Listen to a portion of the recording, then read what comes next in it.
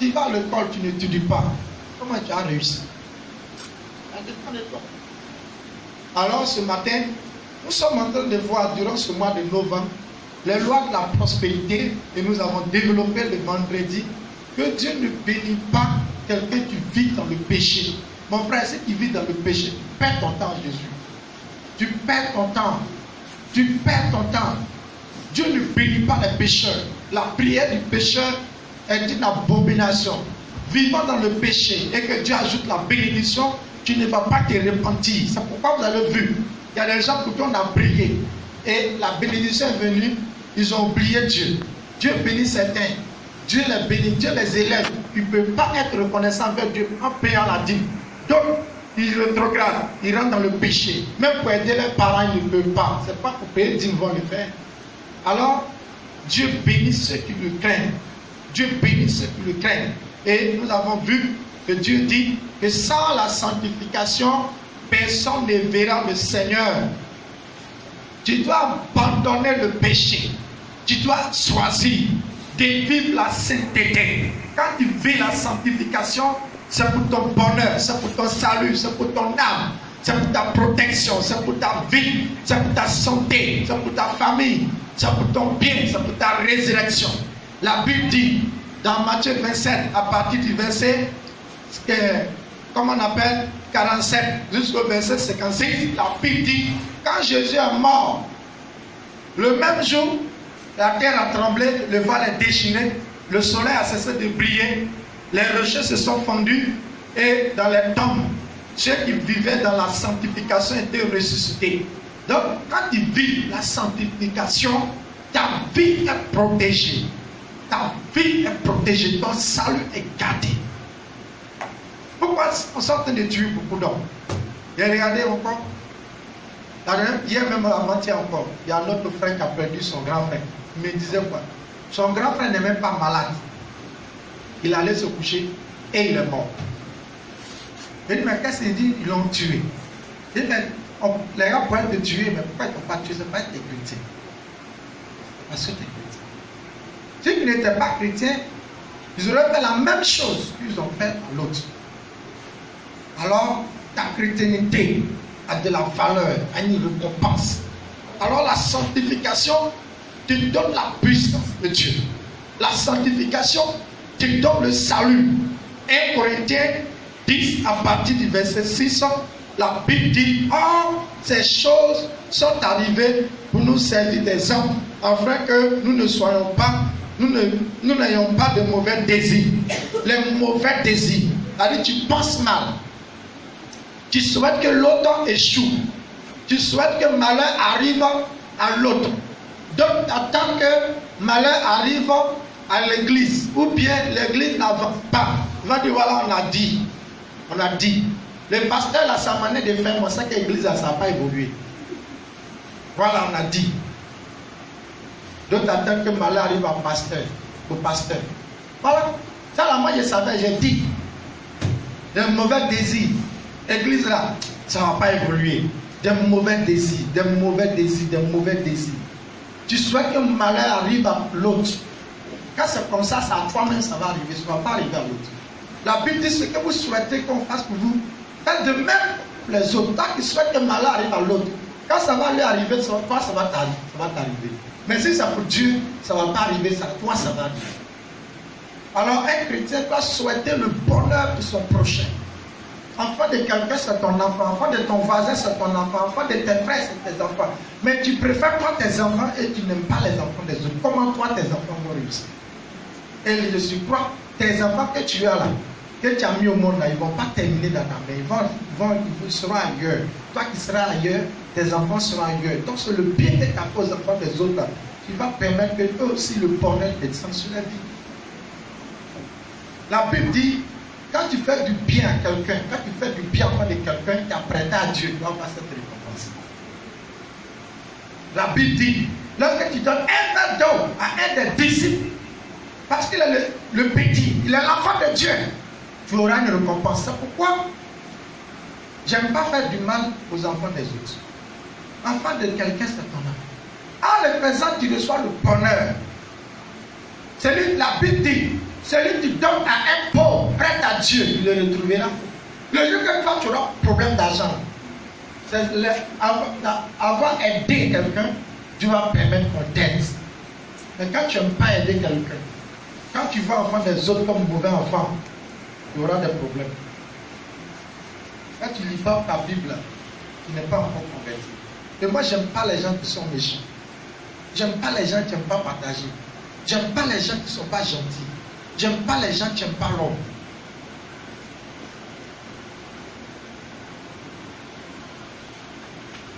Même quand tu es mon parent et puis tu es méchant, tu n'aimes pas partager, tu m'énerves.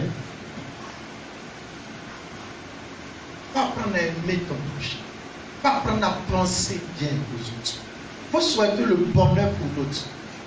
Dieu a béni ton frère, il faut le féliciter. Son coup de joie viendra. Maman de ton ami, c'est ta maman. Tu ne peux pas voir maman de ton ami qui débat, qui ne dit même pas bonjour, qui te lève matin, tu ne salues même pas. Toi, ta maman, tu ne salues pas ton grand frère. Tu as un mauvais cœur. Quand tu ne peux pas prospérer, la bénédiction de Dieu, Dieu ne bénit pas celui qui n'aime pas l'homme. Parce qu'elle est là, sa femme. Alors, la bénédiction commence par la sanctification en cherchant Dieu. Alors, comment chercher Dieu? Il faut avoir de bonnes pensées, de bons désirs, de bons désirs pour les autres. Pendant que le foyer de l'autre est en train de basculer, ou bien elle est en train de faire parler avec son mari, toi tu es content. Mais le vent qui est en train de souffler là, ça va cesser de souffler, ça va rentrer chez toi. Donc, vous souhaitez qu'il y ait la paix chez l'autre. Quand ça commence, cette paix-là viendra aussi chez toi. Si l'autre, son mari est en train de la frapper, il faut prier Dieu pour que la paix vienne chez eux. Ah, elle n'a pas dit qu'elle se lève le matin, elle balaye, elle prend les ordures de balai, met devant ta porte. C'est bien fait, son mari est en train de la frapper. Quand son mari va venir la frapper, même démon va rentrer chez toi. Pour toi, là, ton mari va casser tes dents. Que cela ne t'arrive pas au nom de Jésus. C'est pourquoi il dit quoi? Afin que vous n'ayez pas de mauvais désirs. Alléluia. Ayez de bonnes pensées, de bons désirs pour les autres. Alléluia. Ne devenez point idolâtre. L'idolâtrie, c'est avoir des pensées, des préjugés, des lois, des raisons, des vérités. C'est-à-dire qu'il y a raison. C'est qui m'ont fait là? Donc j'ai raison. Est-ce que je n'ai pas raison? Oui. Après, ça n'est pas raison? Oui. Est-ce que quand j'étais malade, ils sont venus chez moi? Est-ce que je n'ai pas raison? Tu as raison. Tu ne peux pas prospérer. Avec ton cœur gonflé. Dieu ne bénit pas le cœur gonflé. Dieu bénit le cœur humble. Ayez de bonnes pensées. Vous allez voir, tout ce que vous allez faire là, ça va réussir. La prospérité, ce n'est pas jeûner, prier.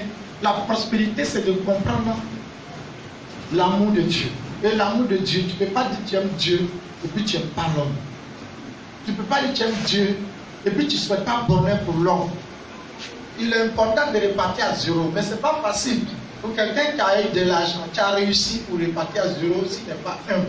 J'ai prié pour certaines personnes. J'ai prié, Dieu m'a révélé, voilà leur problème. Je les ai dit, ton problème là, ce n'est pas jeûner prière. Quand ton problème c'est dîme, tu ne peux pas être dîme. Dieu va pas te bénir. Dîme là, c'est un commandement. Comme il y a été là, il y a un monsieur qui est venu me poser une question, il n'y a pas de l'église. Que, comment on appelle? Dîme là. Quand on ne paie pas dîme là, c'est pas grave. Dès que tu ne payes pas dîme là, est-ce que tu parles au ciel?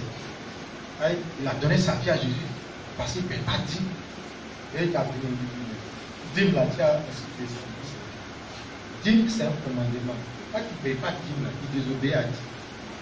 Il dit à Dieu. Quand tu désobéis à Dieu, Dieu va te donner dîme. Et dîme, c'est un commandement. Deutéronome 14, à partir du verset 14 à 27, la Bible dit dîme, c'est un commandement. Un chrétien qui ne paye pas dîme, il va l'enfer. Et les deux, un chrétien qui ne paye pas dîme, qui n'aime pas Dieu. Toi, un chrétien qui ne paye pas dîme, met ses enfants en pauvreté.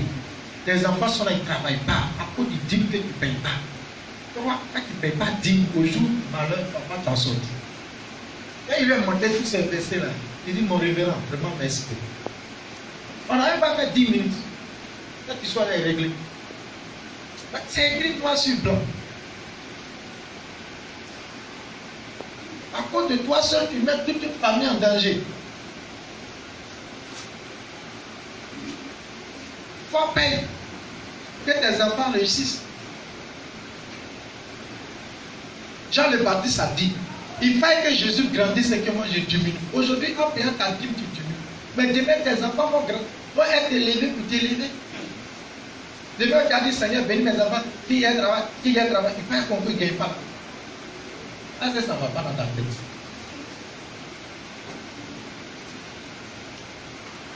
Donc, il ne faut pas jouer avec le péché. C'est vrai que cette année, tu devais être fidèle à la dîme 2020 à ce temps, mais tu te joues dangereux.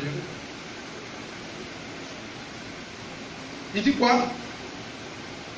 Ne devenons pas idolâtres. Donc l'idolâtrie, c'est d'avoir des raisons personnelles. Là, dans ta tête, ce sont des idoles. Ah, j'ai raison. J'ai raison. L'église, on ne rend pas visite.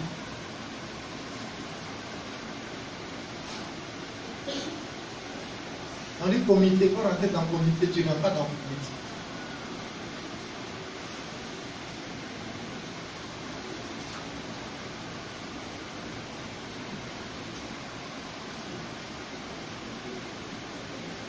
Alléluia.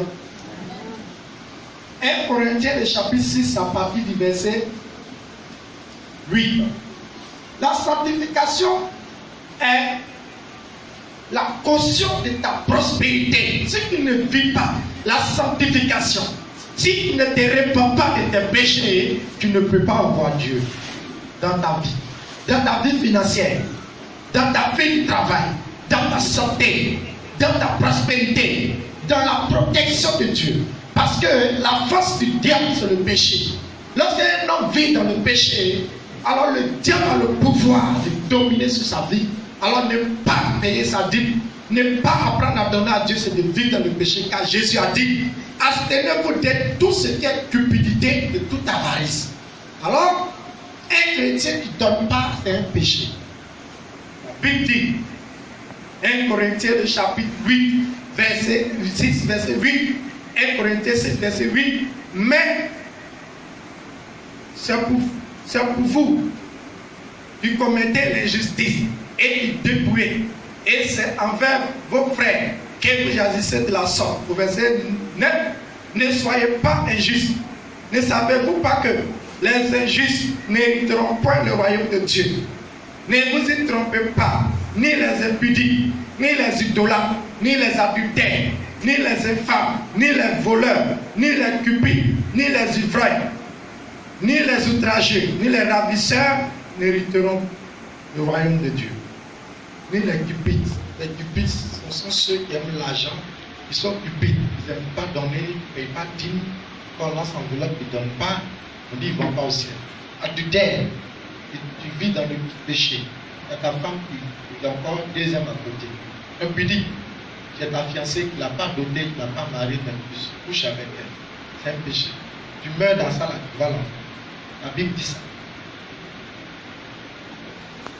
Donc voilà ce qui fait que nous sommes disqualifiés des promesses de Dieu. La sanctification. Dieu a permis que tu aies un petit travail. Petit travail, la vie, tu ne viens plus à l'église. Comme il va te donner grand. Il dit celui qui est fidèle en peu de choses, je lui donnerai quoi? Des grandes choses. Petit travail que tu as donné là. On va aller te chercher 6 heures chez toi à la maison pour que tu viennes à l'église. C'est un péché. Comme Dieu connaît ton cœur. C'est comme il va te donner grand travail. Vous-même, vous avez plein, on a prié là, et s'ils viennent à voir. Mais il peut prier pour qu'on les renvoie. Mais il n'a pas fait ça. Et puis Dieu. Et tu commences qui a commencé là, tu ne viens pas le plus. Quand tu aimes l'argent, quand tu vois l'air, tes yeux là, ça brille quoi. Ta pied là, ça tend quoi, ton corps là, ne reste pas tranquille. Quand tu es enfant de Satan, ce matin là, tu vas te repentir. On dit les cupides. Les cupides. Quand on dit cupides là, c'est ceux qui aiment l'argent. À cause du commerce qui ne vient pas de On appelle ça un esprit de cupidité à posséder ton cœur. Faut dire à ton voisin. Faut toucher ton voisin. Voisin. Ta manière d'aimer l'argent. Faut toucher ton voisin. Voisin. Voisin. Je veux pas que tu aimes l'argent. Quand tu vois l'argent, tes yeux brillent. C'est que l'homme de Dieu a lu là, tu n'as pas entendu. Les cupides n'iront pas aussi.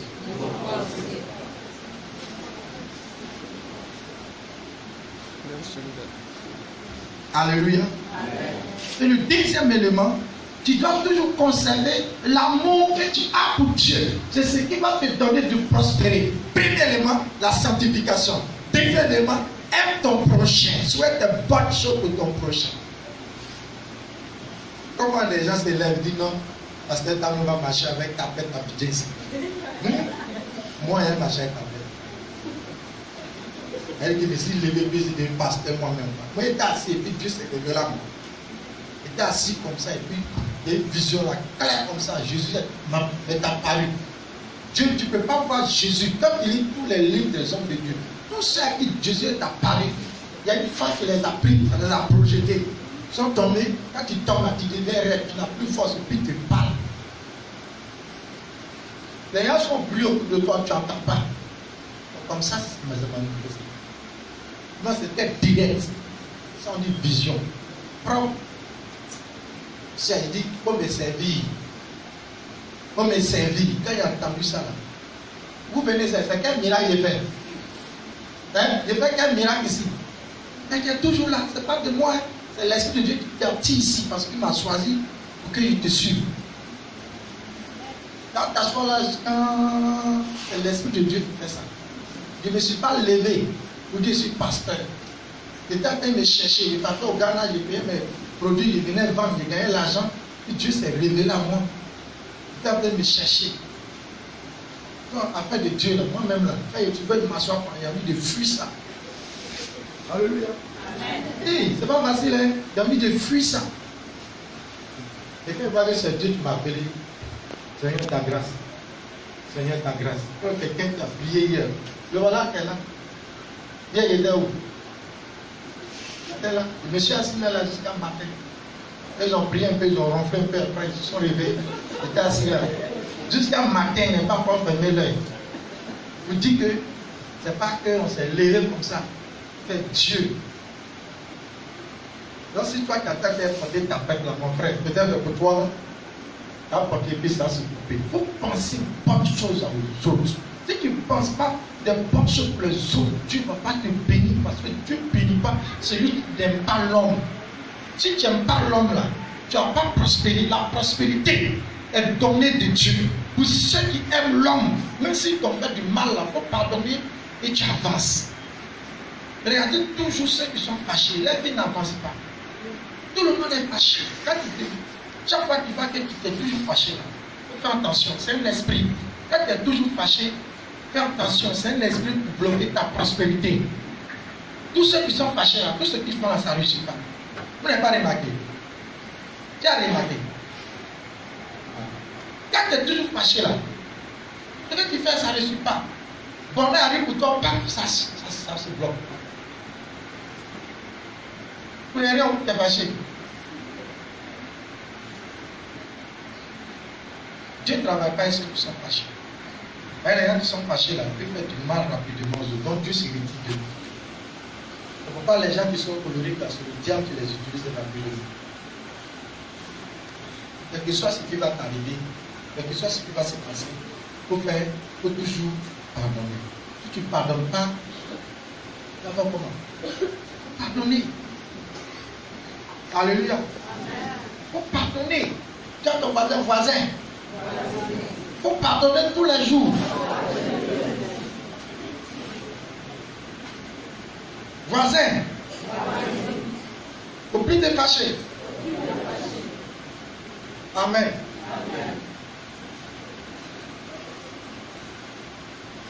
Que Dieu te bénisse.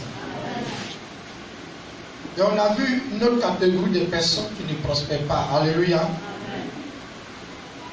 Avant de dire cette partie-là, je vais vous donner. Quand tu es une femme et puis tu ne respectes pas ton mari, tu ne prospères pas. Amen. Là au moins, on a vu ça. Cette partie-là, quand les femmes sont mariées, vous voyez souvent, les choses deviennent difficiles. Elles réussissent difficilement parce qu'elles ne respectent pas les maris. Le monsieur,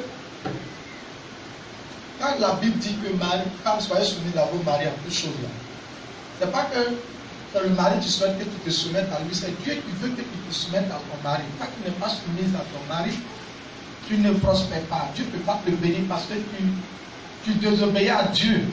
Tu ne désobéis pas à quelqu'un, c'est Dieu.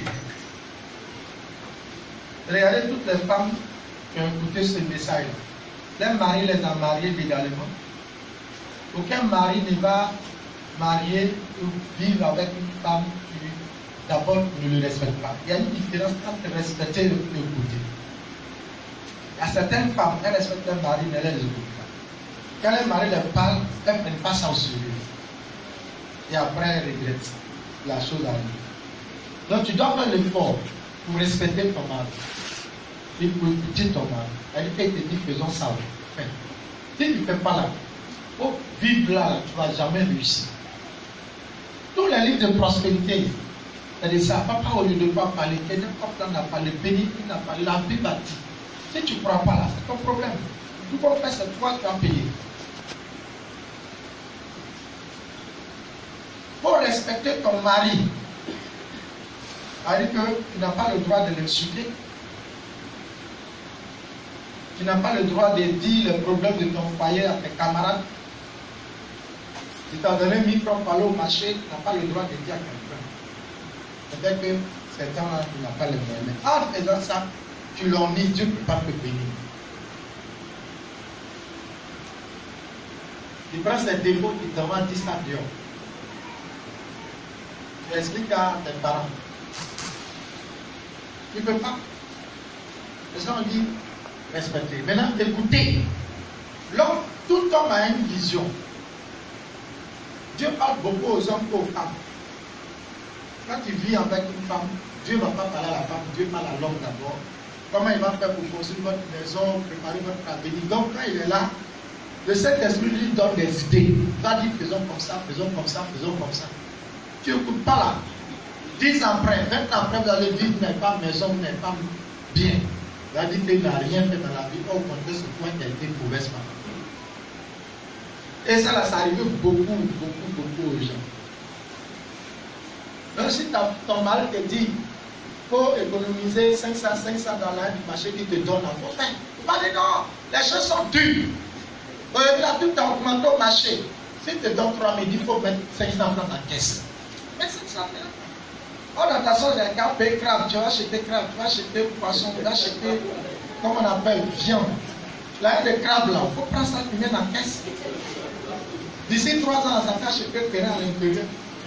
Mais comme tu es bête, tu mets crabe, tu mets. Il y a des femmes qui sont bêtes, hein, vraiment, non, on ne peut même pas bien manger, même depuis, je ne savais pas, je ne mange pas bien. Là, manger bien dans 10 ans, il faut mettre 500 là-haut, dans la caisse. Alléluia. Et quand ça comme ça, facilement, dans 3 ans, vous pouvez avoir facilement 500 000. 500 000, ça peut acheter des terrains à l'intérieur. Et vous commencez à construire votre maison. Vous pouvez construire une villa, vous mettez ça sur bail. Ça fait du mois, ça fait 90 000 francs qui rentrent dans la main. Mais tout ça qui a pris pour donner, où ça? Au crabe du marché. On peut calculer, allez-y mon petit, on peut calculer 500 francs fois 31. Tu as calculé, ça fait combien? Non, 500 francs fois 31. Ça fait combien? 15 500 fois. 1 600 000. Vous voyez, ça veut dire depuis qu'à l'Assemblée du pouvoir, il avait 2 mandats, non? Si toi tu gardais 500 francs dans ta coffre ou bien c'est dans ton coffre, prenez un. Alléluia. Ça fait 1 million, combien? Quand là, tu casses là, tu fais un grand magasin. On ne peut pas t'attraper, tu déposes les balles seulement. Quand quelqu'un part, tu le sues. L'autre part, tu le sues. L'autre t'appelle, tu ne te décroches pas. Vous voyez comment vous gardez votre avenir. Et vous n'écoutez pas vos maris. Que Dieu vous bénisse. Donc la Bible dit, femmes, soyez comment? Soumises à votre mari en toutes choses. La Bible dit quoi? En toutes choses. Vous avez compris? On dit quoi? En? Non. Les hommes, vous savez que les femmes là ne vont pas répondre. Donc les hommes répondons. La Bible dit, femmes, soyez soumises à votre mari en toutes choses. Si elles ne veulent pas, ils vont répondre. Non, on s'en fout de ça. Je suis dit, il faut mettre 500 d'accord, il faut mettre 500 d'accord. Tu prends ça, tu achètes crabe, puis tu suces. Dans ta bouche là.